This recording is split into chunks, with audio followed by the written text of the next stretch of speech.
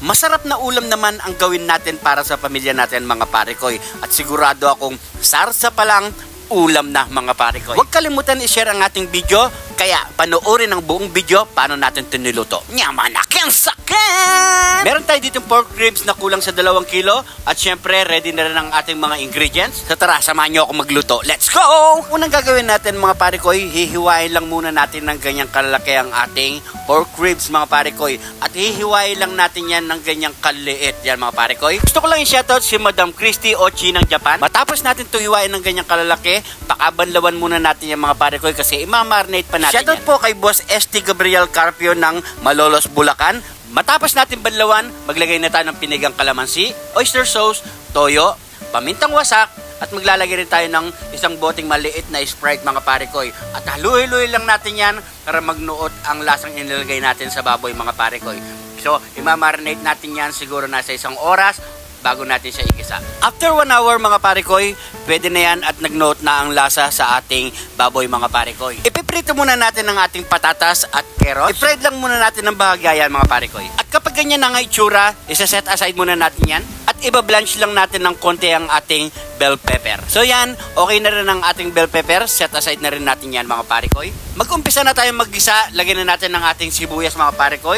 At syempre, isasabay na rin natin ang ating bawang. At di mawawala ang ating kidlat ni Jun TV. So pakagisa lang natin yan hanggang lumabas ang kanyang mabangong aroma mga pare ko. At sabay na natin ilagay ang ating pork ribs. At haluhuluin lang natin yan mga pare ko. At sabay natin tatakpan, hantayin lang natin hanggang sa magmantika siya mga pare ko. At kapag ganyan na mga pare ko, medyo lumalabas na ang kanyang manti-mantika. So okay na yan mga pare ko. Maglalagay na tayo ng tomato paste at haluhuluin lang natin yan mga pare ko. At sabay na natin ilagay ang ating pinag-marinate kanina. Ilagay na natin yung ating piniritong gulay at ilagay na natin ang ating daon ng kainito. Takpan na natin yan, magantay lang tayo ng 7 minutes or 10 minutes, okay na yan. Pinaabot na natin ng 10 minutes mga pare ko at sinigurado nating malambot ang ating karne mga pare ko. So yan, okay na yan. So ano pang kasunod? Nyamanak ang sakin! Heto na ang ating nilutong pork ribs caldereta. Siyempre, pray muna tayo bago tayo magmukbang. Thank you Lord sa napakasarap na pagkain na ito Lord. Bless po yung viewers namin Lord. Bless po yung sumusuporta sa amin Lord. Bless po yung family kalusugan namin Lord. In Jesus name, Amen. So yung mga pare ko, hapag na rin po kayo at sabay-sabay po tayong kumain. Kain po tayo mga pare ko. You know, grabe, sarsa pa lang ulam na. At napakalambot mga pare ko, yakang-yaka. You know, kain po tayo. Ubusin natin to mga pare ko. Maraming salamat po sa mga bagong followers natin dyan. Welcome na welcome po kayo dito sa Jun TV mga pare ko.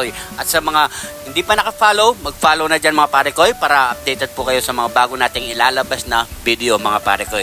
At kung napadpad ka naman sa parte ng video na to, paki-comment po saan umabot ang ating video para aram natin mga pare ko.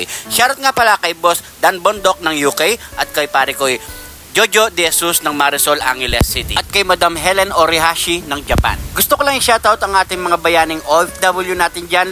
Saan man nasulok ng mundo, lagi po kayo mag-iingat mga pare ko. Sa mga gusto magpa-shoutout, paki-comment lang po sa baba. Name at location. Next episode po, masya-shoutout po kayo. Kung napansin nyo mga pare ko, sakto lang ang ating kinain ngayong araw mga pare ko. Kasi syempre, ulam din ng ating pamilya yan mga pare ko. Siguro hanggang dito na lang ang ating video mga pare ko. Maraming salamat sa panonood at sa mga sumusuporta at sumusubaybay sa ating mga video mga pare ko. Sobrang appreciate ko yan mga pare ko. Maraming salamat po. Ingat po lagi. God bless po.